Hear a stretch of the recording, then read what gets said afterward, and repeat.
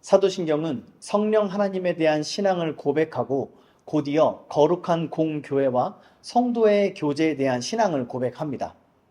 이는 성령 하나님의 사역이 공동체적이라는 사실을 우리에게 가르쳐 주고 있죠. 구원받은 사람은 누구든지 그 속에 성령님께서 거하시게 됩니다. 그리고 성령 하나님은 그 사람을 교회되게 하십니다. 그러므로 교회 공동체를 떠난 기독교 신앙은 있을 수가 없는 것입니다. 지난주에 우리는 거룩한 공교회에 대해서 함께 나눴습니다. 오늘 본문을 통해서 그 교회를 이루는 성도들이 어떻게 서로 교제를 해야 하는지를 함께 살펴봤으면 좋겠습니다.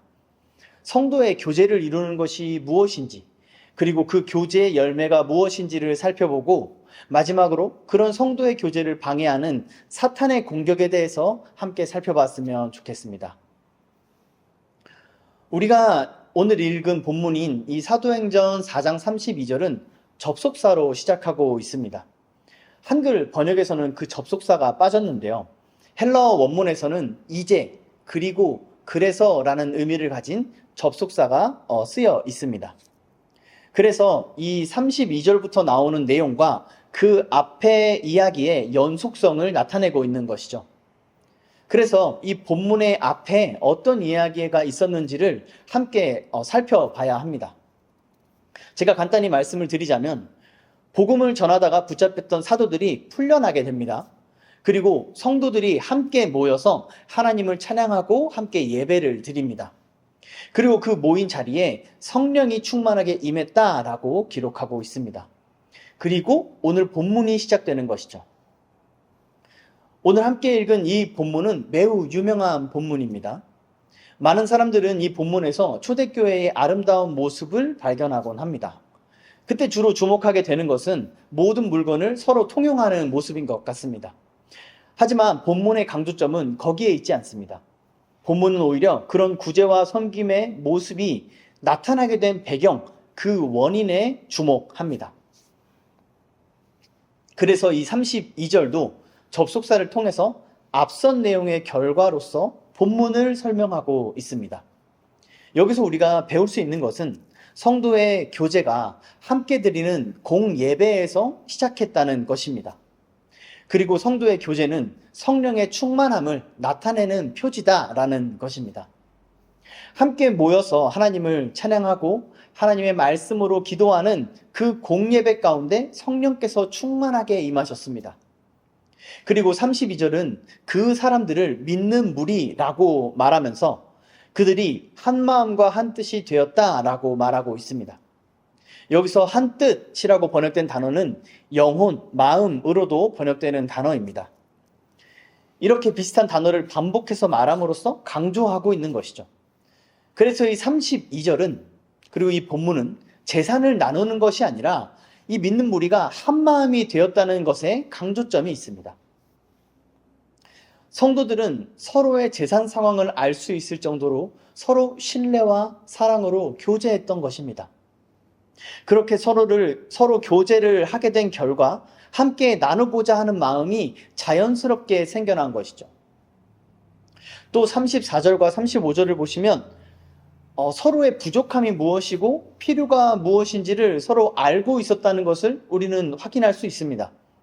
그만큼 한 마음으로, 한 뜻으로 깊은 교제를 했다는 것을 우리는 여기서 확인할 수 있죠. 어떻게 이런 교제가 가능할까요? 바로 한 분 성령 하나님 안에서 교제했기 때문에 이런 일이 가능했던 것입니다. 뿐만 아니라 33절도 주목해 봐야 합니다. 본문을 33절을 빼고 32절에서 바로 34절을 읽어도 내용상 크게 이상하게 느껴지지는 않습니다. 그럼에도 이 33절을 성경이 기록하고 있다는 것은 이 본문이 말하고자 하는 바가 있다는 것이죠. 여기서 사도들은 주 예수의 부활을 증언했다라고 말하고 있습니다. 다시 말해서 사도들은 이 본문을 원어로 또 보시면 이 주 예수의 부활을 증언한 것을 지속적으로 했다라는 뉘앙스를 발견할 수 있는데요. 이것은 사도들이 지속적으로 주 예수의 부활을 주제로 설교했다는 뜻으로 이해할 수 있습니다. 그렇게 본문은 예배와 구제, 그리고 예배와 구제의 선순환을 우리에게 보여주고 있는 것이죠. 이 선순환에 대해서 조금 더 생각을 해볼까요? 이 본문 앞의 내용을 조금 더 살펴본다면 이 초대교회에는 박해가 있었습니다. 그 박해는 그들의 생명을 위협하는 박해였죠. 그럼에도 불구하고 그들은 모여서 예배했습니다. 그들이 드린 기도를 보면 그들이 말씀에 붙들려 있었음을 알 수 있습니다. 그렇게 그들의 예배는 말씀으로 또 성령으로 충만해졌고, 성도들은 성령 안에서 함께 교제했고 서로 사랑하고 섬기는 열매가 나타나게 된 것입니다. 이것이 거룩한 공교회의 표지라고 볼 수 있습니다. 바로 예배와 구제의 선순환 말이죠. 성령으로 충만해진 사람들은 함께 예배한 이들과 한마음 한뜻이 됩니다. 한 영혼이 되는 것이죠. 그래서 그들은 진심으로 교제합니다. 그렇기 때문에 사랑으로 나눠주고 또 사랑으로 받습니다. 우리가 보통 이런 내용을 살필 때 주는 입장에 대해서만 생각을 하게 됩니다. 하지만 우리는 받는 입장에 대해서도 생각해 봐야 합니다. 누군가에게 도움을 받는다는 건 어떻게 보면 자존심이 상하고 또 체면을 구기는 일로 여겨질 수 있습니다. 그렇기 때문에 선한 마음으로 베푸는 것뿐만 아니라 선한 마음으로 받는 것에도 지혜가 필요하죠. 한 성령 안에서 이루어지는 성도의 교제는 자존심을 부리지 않습니다. 체면을 차리지도 않습니다. 반대로 남을 깔아보지도 않고 누군가의 눈치를 보거나 또 누군가에게 눈치를 주지도 않습니다.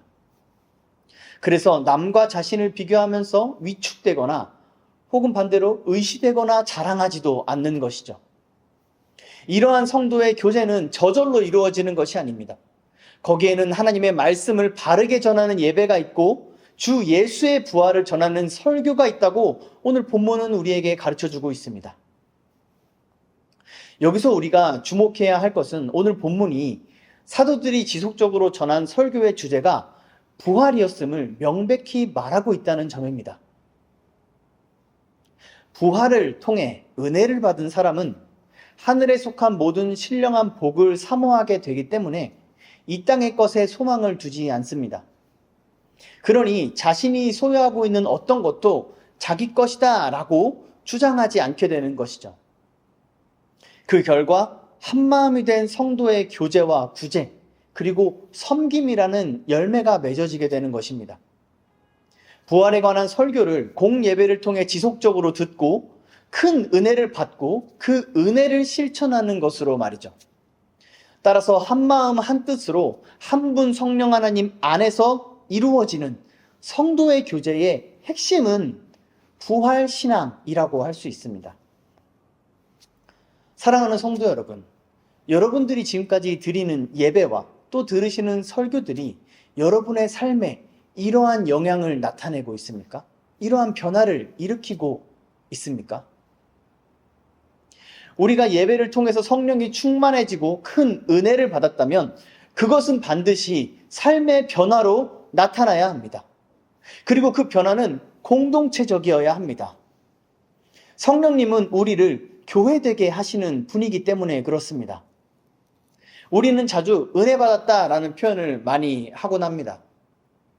그런데 어떤 의미로 그런 말을 하는지 한번 생각해 보신 적 있으십니까?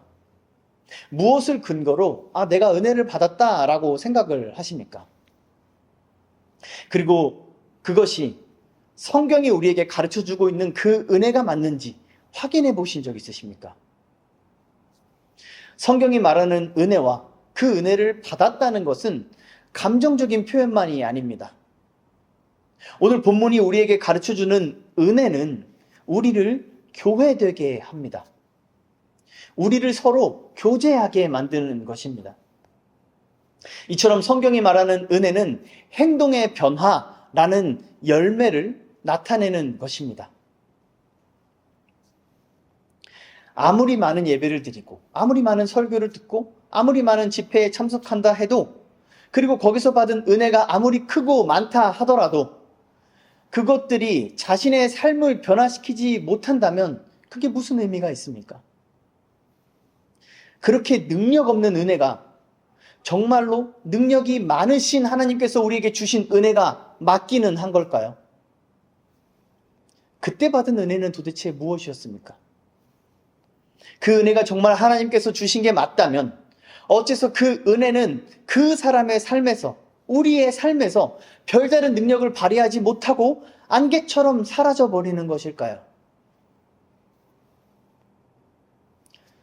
오늘날 많은 성도들이 주일에 나와 공예배를 드리고 예배를 마치자마자 교회를 떠나갑니다.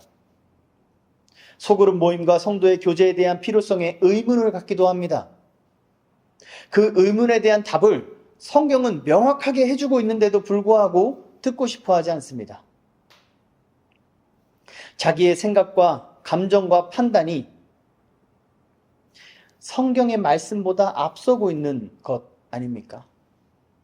사랑하는 성도 여러분, 우리가 정말 하나님의 은혜를 사모한다면 그 은혜로 말미암아 내 삶이 변화되고 새로워지고 거룩해지기를 진정으로 우리가 사모하고 있다면 우리는 함께 예배드린 그 사람들과 깊은 교제를 나누기에 힘써야 합니다. 예배를 마치고 그 예배에 대해서 이야기하고 들은 설교에 대해서 이야기하고 그 본문 말씀을 함께 묵상하고 교제하기에 힘써야 합니다. 공예배를 마치고 오늘 예배 참 은혜로웠다, 오늘 말씀 좋았다라고 그냥 그렇게 끝내지 마십시오. 우리가 받은 그 많은 은혜를 어떻게든 붙잡으려고 아등바등해야 하지 않습니까? 그래야 하지 않겠습니까? 우리가 그렇게 애써도 모자를 마당에 그 은혜를, 그 설교의 내용을, 우리가 한 주의 일상을 사는 가운데 우리의 기억에서 너무 쉽게 사라지는 것이 우리의 현실이라면 그 현실은 얼마나 참담합니까? 은혜의 능력이 없는 그 현실은 얼마나 참담합니까? 입으로는 말씀에 목숨을 건 것처럼, 예배에 목숨을 건 것처럼 주님이 찾으시는 그 한 예배자가 내가 되기를 원한다고 고백을 하면서 정작 주일의 예배와 그 공예배에서 들어지는 설교를 대하는 우리의 태도는 어떠했는지, 우리는 두렵고 떨리는 마음으로, 그리고 겸손한 마음으로 우리 자신을 돌아봐야 할 것입니다. 마찬가지로 오늘날 많은 사람들은 예수를 믿는다라고 고백을 합니다. 예수를 사랑한다라고 증언을 합니다. 그런데 구체적으로 무엇을 믿는 겁니까? 내 믿음을 내게 보이라 라는 성경의 도전 앞에 우리는 무엇으로 답할 수 있습니까? 신앙은 실천으로 나타나야 합니다. 예수님도 열매로 그 나무를 안다라고 말씀하셨습니다. 우리의 신앙이 우리의 실천으로 나타나지 않는 이유가 도대체 뭡니까? 그 이유는 우리가 육신의 것을 생각하기 때문입니다. 우리가 자기의 유익을 생각하기 때문입니다. 그렇게 되면 우리는 계산적이게 됩니다. 내가 소유한 것들을 자기 것이라고 주장하게 됩니다. 그러나 오늘 본문은 분명하게 말하고 있습니다. 성령으로 충만한 성도들은 한 마음과 한 뜻이 되어서 명백하게 자기의 소유임에도 불구하고 내 것이다 라고 주장하지 않았다고 말이죠. 이 초대교회 성도들이 받았던 성령 하나님과 오늘 우리 안에 계신 성령 하나님이 다른 분입니까? 아니면 이 초대교회 성도들의 인격이 우리보다 훨씬 나았던 사람들입니까? 그렇지 않습니다. 같은 성령 하나님이고 똑같은 죄인들일 뿐입니다. 다른 점이 있다면 이 초대교회 성도들은 주 예수의 부활을 믿었다는 것입니다. 주 예수의 부활을 전하는 설교를 지속적으로 들으면서 그 설교에서 큰 은혜를 받았다는 것입니다. 하지만 오늘날 많은 성도들은 육신의 것을 생각합니다. 그래서 이 땅에서 경험할 수 있는, 육신으로 경험할 수 있는 위로와 평안과 행복의 메시지에 관심을 둡니다. 그래서 그런 메시지들이 교회 안에 가득합니다. 이 시대의 성도들이 만들고 소비하는 CCM 음악들의 가사를 한번 보십시오. 인터넷에 올라오는 수많은 기독교 컨텐츠들을 보십시오. 그들 중에 인기 있는 것들은 다 육에 속한 것을 말하고 있습니다. 우리의 신앙에서 고난은 어디에 있습니까? 죽음은 어디에 있습니까? 부활은 어디에 있습니까? 종말과 재림하시는 예수님, 그날에 있을 그 부활. 그러한 신앙의 고백은 어디에 있습니까? 철학자 한병철이란 사람이 있습니다. 그 사람은 자신의 책에서 이 시대가, 우리가 살고 있는 지금 이 시대가 광기에 사로잡혀서 고통을 배격한다라고 꼬집고 있습니다. 그런데 그런 모습들이 왜 교회 안에 만연한 것입니까? 생명을 위협하는 박해에도 한마음과 한뜻이 되는 교회여야 하지 않습니까? 고난 속에서 고난의 의미를 깨닫고 그 비밀의 증인이 되지는 못할 망정, 고통을 배격하는 이 광기에 사로잡힌 세상의 철학이 어째서 교회를 지배하는 철학이 된 것입니까?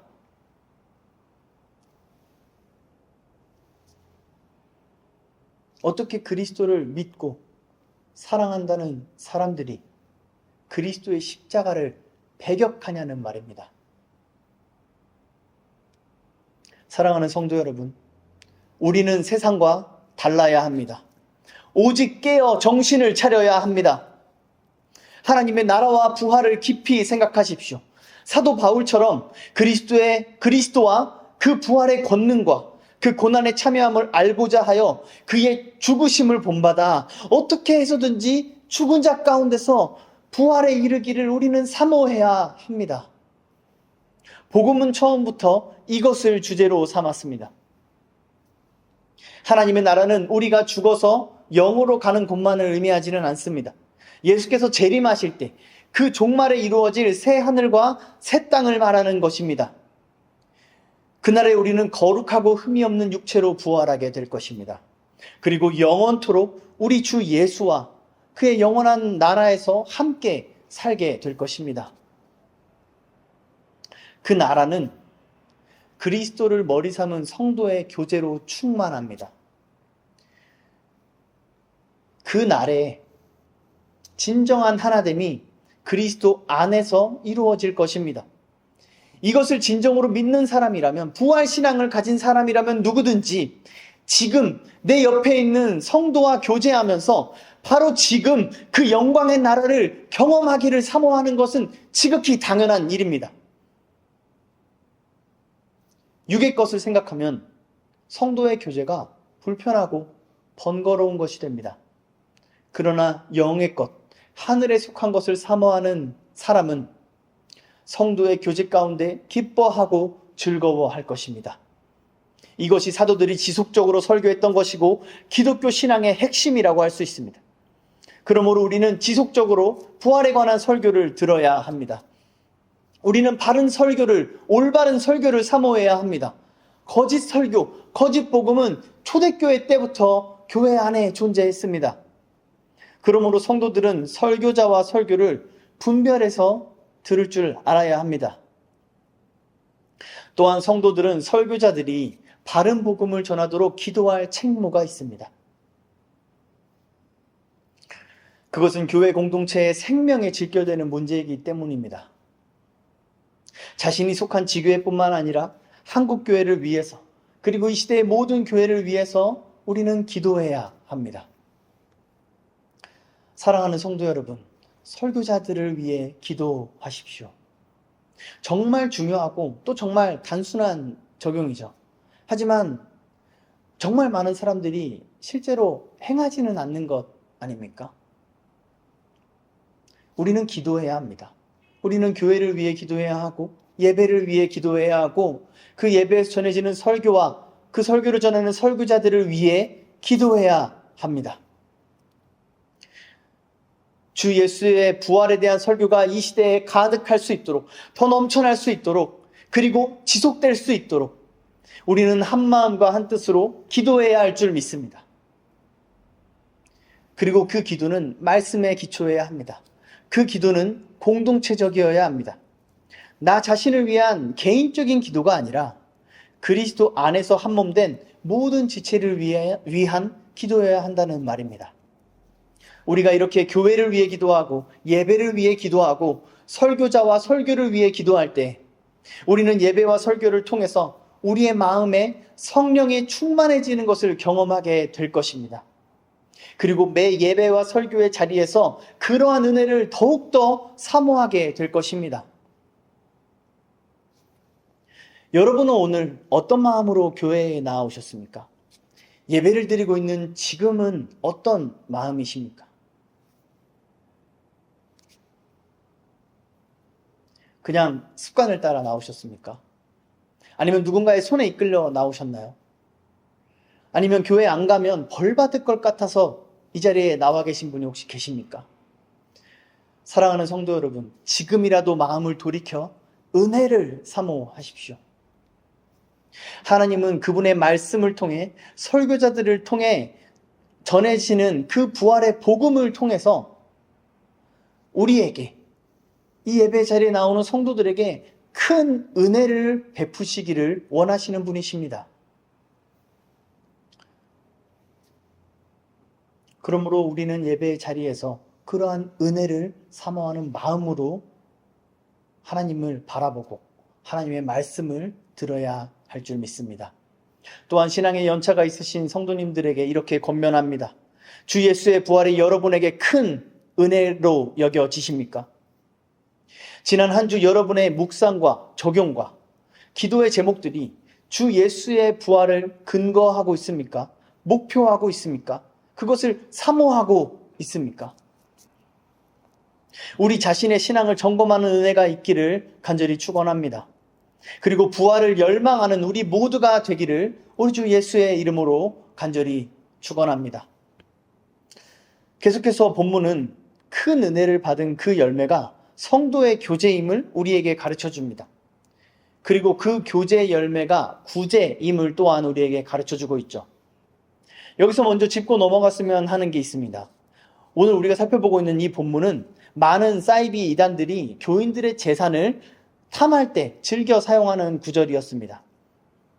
그러나 오늘 본문은 그들이 악용하는 것처럼 해석할 수 있는 여지를 주지 않고 있습니다. 그 악한 자들은 교인들을 가난하게 만듭니다. 그러나 오늘 본문은 그 중에 가난한 사람이 없으니 라고 분명하게 기록하고 있죠. 성경은 교회를 오늘날과 같이 어떤 단체나 기관의 개념으로 이해하고 있지 않습니다. 그래서 성도들의 헌금으로 성도는 가난해지고 교회는 부유해지는 그러한 일이 있을 수가 없는 것이죠. 하지만 안타깝게도 우리는 그러한 기형적인 모습을 많이 봐왔습니다. 그렇기에 더욱더 우리는 본질이 무엇인지, 진리가 무엇인지를 알아야 할 것입니다. 다시 본문 한번 살펴봅시다. 오늘 본문은 성도의 교제를 우리에게 보여줍니다. 여기서 교제라는 헬라어 단어는 나눔이라는 의미를 기본적으로 가지고 있는 단어입니다. 그리고 이 나눔은 기본적으로 헌금을 통해서 이루어집니다. 성경은 여러 곳에서 헌금이 성도의 교제다라고 가르치고 있습니다. 왜 그럴까요? 한번 생각해 볼까요? 앞서 우리가 살펴본 것처럼 성도들은 서로의 재산 상황을 알 정도로 깊은 교제를 나눴습니다. 그 정도로 서로를 신뢰하고 사랑했다는 것이죠. 그러면 직접 도와줄 수도 있는 것 아닌가요? 물론 익명으로 돕고 싶어서 그랬을 수도 있습니다. 그런데 이미 깊은 교제를 나눈 사이에서 익명성이 얼마나 필요할까요? 본문은 몇몇 사람들, 일부의 사람들이 아니라 모두가 그 헌금을 사도들의 발 앞에 두었다라는 것을 암시하고 있습니다. 이것은 성도들의 교제가 철저히 교회의 질서를 따르고 있음을 보여주는 것입니다. 그들은 자신의 의지나 감정을 따라서 자신의 생각과 판단을 따라서 교제하고 나눈 것이 아닙니다. 한 분 성령 하나님 안에서 그렇게 한 것이죠. 그래서 그 이웃을, 그 성도를 돕는 행동까지도 성령 하나님의 역사로 이루어지기를 원하는 것입니다. 그렇기 때문에 교회에 헌금하는 방식으로 그 질서와 권위에 순종하는 실천으로서 행하게 되는 것이죠. 또한 본문은 성도들이 자신의 재산을 탕진해서 헌금하지 않았음을 우리에게 보여줍니다. 자기의 소유를 헌금한 것이지 빚을 내가면서 헌금한 것이 아니란 말이죠. 성도는 자기의 소유에서 헌금하는 것입니다. 이 말은 하나님께서 우리에게 주신 것들, 우리가 소유하고 있는 것들 중에는 헌금의 목, 즉 교회와 이웃의 몫이 포함되어 있다는 의미이기도 합니다. 성령 하나님은 성도를 서로 교제하게 하십니다. 그리고 그 교제와 더불어 헌금하게 하십니다. 이처럼 교제와 구제는 사람의 일이 아니라 성령의 일입니다. 하나님의 일인 것이죠. 본문 33절과 34절도 접속사로 연결되어 있는데요. 큰 은혜를 받은 결과로 34절 이하의 일들이 나타났다고 말하고 있는 것이죠. 성령 충만한 마음이 헌금을 통한 구제를 자발적으로 하게 만든 것입니다. 그러므로 자랑하거나 눈치를 보거나 또 눈치를 주거나 하지 않는 것입니다. 그저 큰 은혜에 대한 감사로, 감격으로, 기쁨으로 헌금을 하는 것입니다. 이것이 우리가 헌금을 하는 원리가 되어야 할 것입니다. 본문이 우리에게 가르쳐주고 있는 것은 명백합니다. 신앙생활은 함께하는 것이라고 말이죠. 함께 예배하고 함께 교제하고 함께 나누고 함께 누리는 것이 곧 신앙생활입니다. 그렇게 서로를 알아가고 서로를 섬기게 되면서 더 한 마음이 되고 더 한 뜻이 되는 것이죠. 이와 같은 하나됨이야말로 성령 하나님의 분명한 표지라고 할 수 있습니다. 성령님께서 우리 가운데 역사하시는 방향성은 하나됨입니다. 우리의 영혼뿐만 아니라 육까지도 전인격적으로 하나됨이 예수 그리스도를 머리 삼은 교회의 목적이고 목표다라고 말할 수 있는 것이죠. 그러므로 하나됨에 대한 열망이나 목마름이 전혀 없다면 그 사람 안에 성령이 계신지를 의심해 봐야 합니다.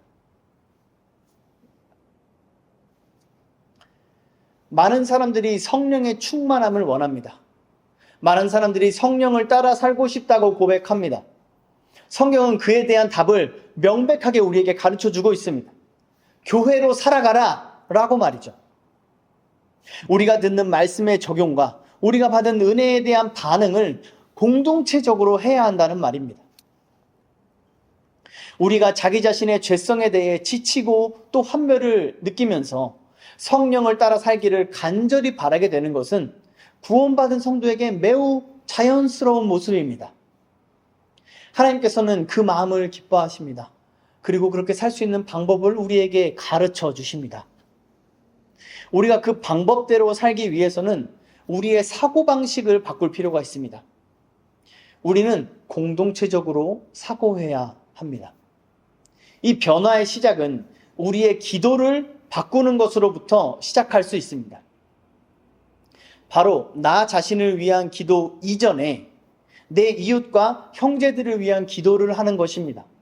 대부분 사람들은 기도하는 자리에 앉아서 가장 먼저 자기의 기도 제목을 먼저 얘기합니다.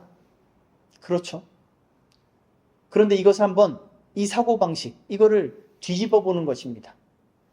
내 기도 이전에 내 이웃, 내 교회, 이 나라, 이 시대, 이 열방을 위한 기도를 먼저 하는 것입니다. 이것을 도고기도라고 합니다.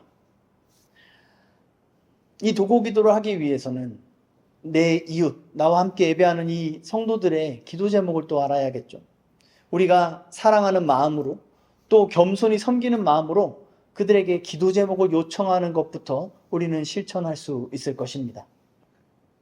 그리고 기도하는 그 대상과 지속적으로 소통하면서 그를 위해 진심으로 기도해 주는 것입니다. 때때로 당신을 위해 기도하고 있다고 그렇게 말해주는 것이 도움이 됩니다. 그 기도 제목에 관해서 실질적으로 도울 수 있는 것이 있다면 그것을 또 행하셔야 합니다.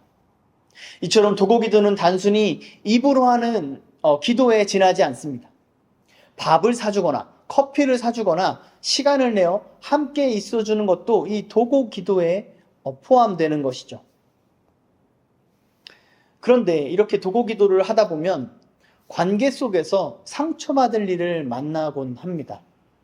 기도를 요청해서 열심히 기도했는데 정작 그 상대방은 그것을 잊어버리거나 대수롭지 않게 여기는 경우를 만납니다.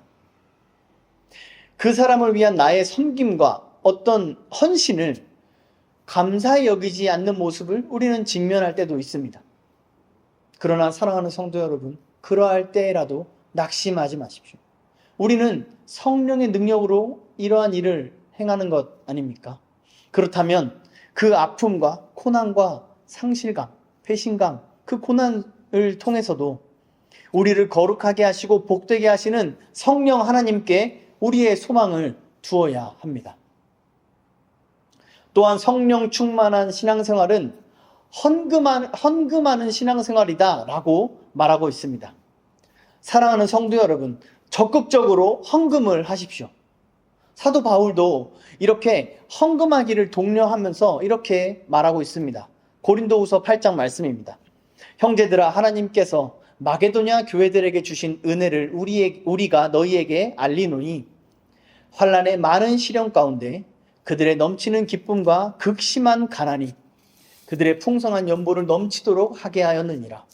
내가 증언하노니 그들이 힘대로 할 뿐 아니라 힘에 지나도록 자원하여 이 은혜와 성도 섬기는 일에 참여함에 대하여 우리에게 간절히 구하니 우리가 바랐던 것뿐만 아니라 그들이 먼저 자신을 주께 드리고 또 하나님의 뜻을 따라 우리에게 주었도다.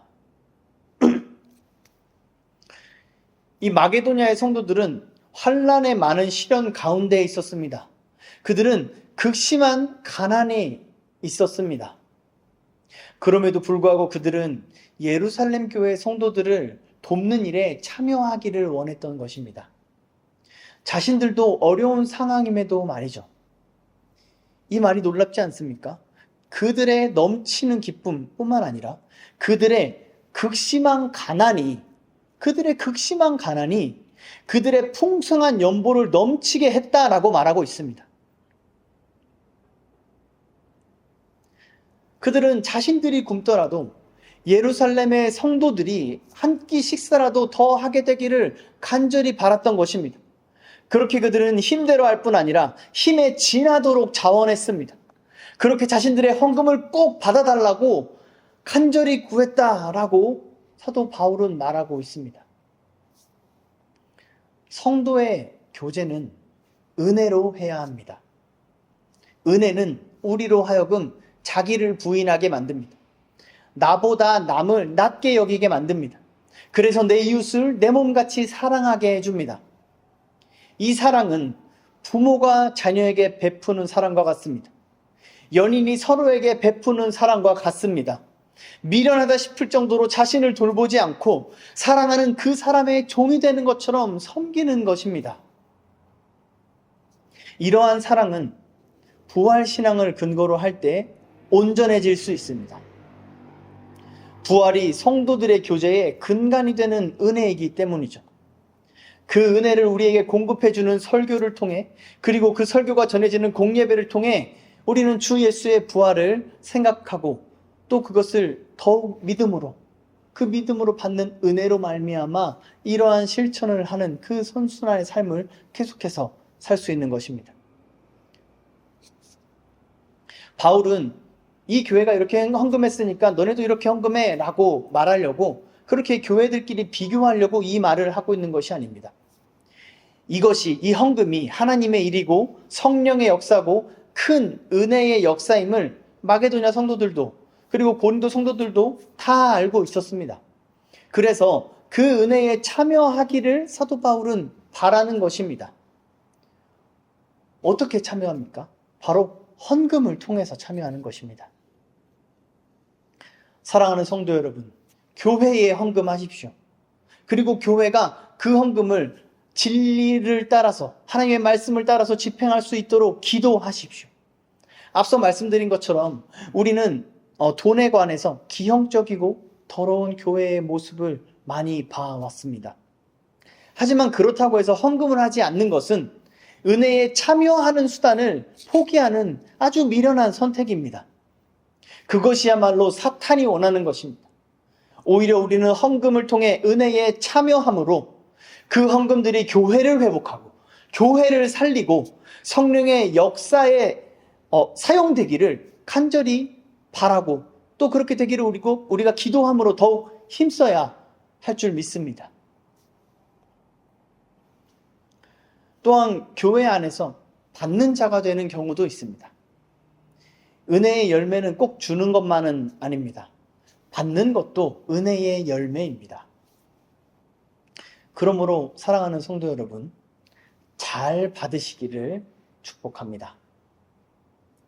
오늘 본문에서는 주는 자들뿐만 아니라 받는 자들도 성령으로 충만한 사람들이었습니다. 그들도 한 마음과 한 뜻으로 함께 교제하는 성도였습니다. 세상은 호의가 계속되면 그것이 권리인 줄 안다라고 말합니다. 그러나 성도는 감사를 그치지 않는 사람들입니다. 어떻게 그것이 가능할까요? 이 또한 부활 신앙으로 가능합니다. 부활 신앙으로 인해 내가 받은 그 물질보다 그것을 이 교회를 통해 나에게 주신 그 하나님으로 인하여 감사하고 기뻐하고 즐거워하는 것이죠. 이처럼 한 성령 안에서 큰 은혜로 말미암아 성도들이 서로 교제하게 됩니다. 또한 그 교제를 통해 성도들은 서로의 안에 계신 하나님을 발견하고 경험합니다. 그래서 그 즐거움과 그 기쁨과 그 사랑과 행복과 평안을 지속적으로 누리기를 소원하게 됩니다. 그렇게 성도의 교제는 지속하게 되고요. 더 풍성해지게 되고요. 더 깊어지고 더 하나가 되어가는 것입니다. 사랑하는 성도 여러분, 우리 모두가 이러한 성도의 교제에 참여하기를 간절히 소망합니다. 우리가 어디에서 누구를 만나든지 모든 만남에서 하나님의 말씀을 이야기하고 특히 주 예수의 부활을 이야기하게 되기를 소망합니다. 그러면 우리와 같은 성령과 우리와 같은 신앙으로 함께 교제할 성도들을 만나게 될 것입니다. 그 사람들과 나누는 교제는 지역과 성별과 나이와 인종을 뛰어넘어서 한 성령 안에서 이루어지는 하나 되는 교제, 하나님 나라에 가장 가까운 교제가 될 것입니다. 이러하기 때문에 사탄은 이러한 교제를 끊임없이 방해합니다. 오늘 본문에서도 이러한 영적 전쟁을 간과하지 않습니다. 그래서 본문은 바나바와 아나니아를 상징적으로 대조하고 있습니다. 여기서 아나니아가 그 값에서 얼마를 감췄다라고 말할 때 성경은 의도적으로 여호수아 7장에서 사용된 표현을 사용하고 있습니다.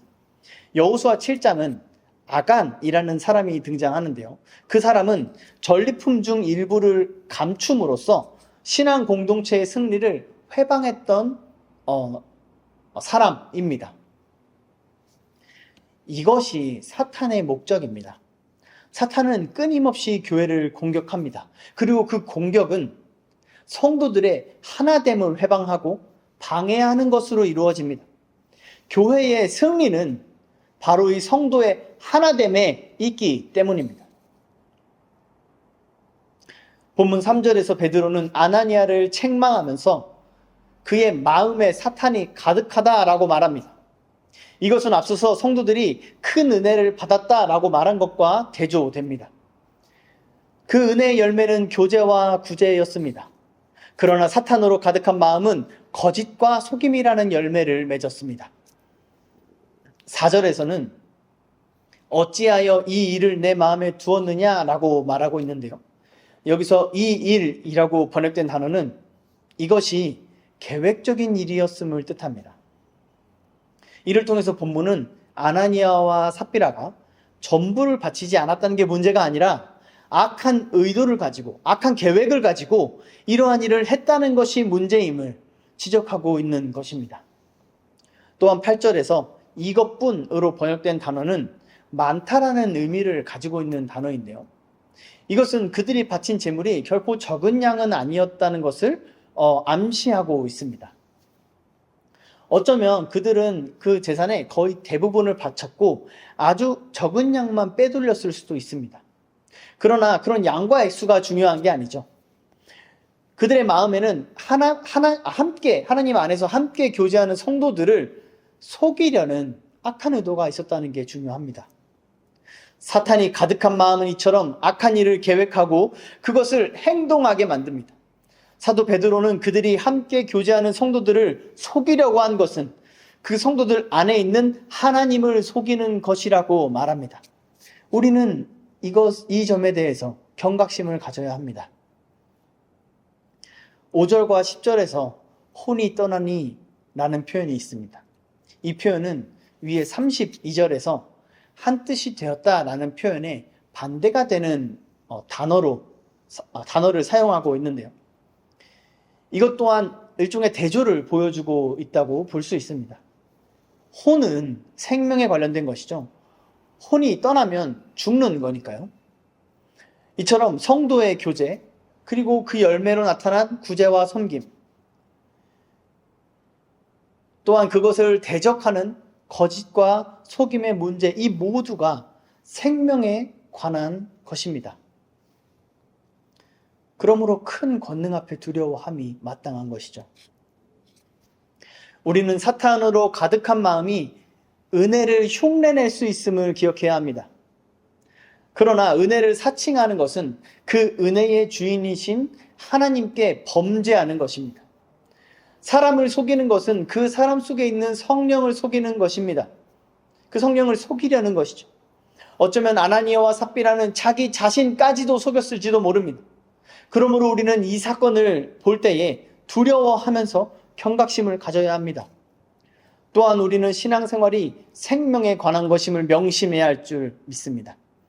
본문은 헌금에 관한 내용을 다루고 있죠. 헌금 역시 신앙생활의 한 부분으로서 우리의 생명에 관련된 일입니다.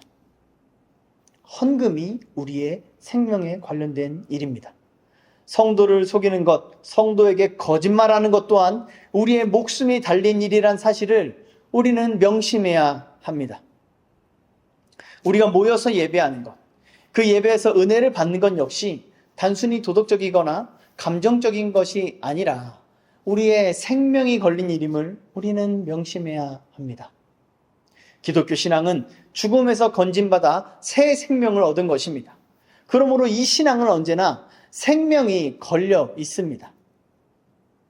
이 사실은 우리로 하여금 우리의 행실을 진지하게 돌아보게 만듭니다. 아무리 선한 일이라 해도 무엇을 근거로 행하고 있는지를 점검해야 하는 것이죠. 어쩌면 우리는 자기의 의의와 자기의 만족을 위해서 선행을 하면서 그것을 하나님이 기뻐하시고 또 그것을 하나님이 원하신다라고 착각하고 있을 수도 있습니다. 스스로를 속이고 있을 수 있습니다. 그래서 성령 없이, 은혜 없이, 말씀과 상관없이, 교회와 상관없이 교제와 구제와 봉사 등을 행하고 있을 수도 있습니다. 우리는 겉으로 보이는 모습에 속지 말아야 합니다. 사탄도 광명한 천사와 같이 우리를 속입니다. 하나님과 그분의 천사들은 스스로를 자신을 꾸미지 않기 때문에 때때로 우리에게 두려운 모습으로 보여질 때가 있습니다. 그러나 사탄은 거짓의 아비입니다. 자신을 속이고 자신을 숨기고 우리에게 다정하고 따뜻한 모습, 부드럽고 상냥한 모습으로 다가온다는 말입니다. 세상의 미디어는 사탄을 우스꽝스럽거나 매우 괴상망측한 모습으로, 혐오스러운 모습으로 그려내고 있지만 실상은 그러지 않습니다. 실제로는 우리가 아무 의심 없이 두 팔 벌려 환영할 만한 모습으로, 그러한 모습으로 자신을 속이고 사탄이 우리에게 접근한다고 성경은 우리에게 경고하고 있습니다. 그러므로 우리는 겉으로 보이는 모습에 속지 말아야 합니다. 우리가 믿는 하나님은 중심을 보시는 분이십니다. 그러므로 우리 또한 겉모습이 아니라 중심을 살펴야 합니다. 성령 하나님께서 우리의 마음을 비춰주셔서 스스로를 속이고 있는 죄가 있다면 깨닫게 하시고 위선과 속임과 거짓의 죄악에서 우리를 돌이켜주시는 은혜가 필요한 것입니다. 우리가 이렇게 스스로 속지 않으려면 우리는 항상 깨어 있어야 합니다. 어떻게 항상 깨어 있을 수 있을까요? 앞서 살펴본 것처럼 예배와 설교를 사모함으로 그렇게 할 수 있습니다. 바른 말씀의 그 설교를 통해서 또 성령의 도우심으로 말씀을 묵상하며 깨닫기를 지속하는 가운데 우리는 깨어 있을 수 있습니다. 우리는 우리 안에 있는 죄성을 한순간도 간과해서는 안 됩니다. 우리는 선으로 시작한 일, 은혜로 시작한 일조차 우리의 더러운 죄악으로 오염시킬 수 있는 죄인들입니다. 우리는 모든 선한 일의 시작뿐만 아니라 그 과정과 마침까지도 하나님의 도우심이 전적으로 필요한 죄인들입니다. 한순간도 그분이 거룩하신 말씀으로 제공해 주시는 큰 은혜가 아니고서는 도저히 서 있을 수가 없는 우리는 그러한 무능한 자들입니다. 이러한 우리의 실체를 우리는 한순간도 간과해서는 안 됩니다. 그러므로 사랑하는 성도 여러분, 여러분의 마음을 성령으로 가득 채우십시오. 성령으로 가득하지 않은 마음을 사탄이 가만히 내버려 두질 않습니다. 그래서 성경은 마귀에게 조그만 틈조차 주지 말라고 명령합니다. 마음을 성령으로 가득 채우는 것은 오직 하나님의 말씀으로 가능합니다. 왜냐하면 성령님이 늘 말씀으로 역사하시기 때문입니다. 이것이 우리가 말씀을 붙잡아야 하는 이유인 것이죠.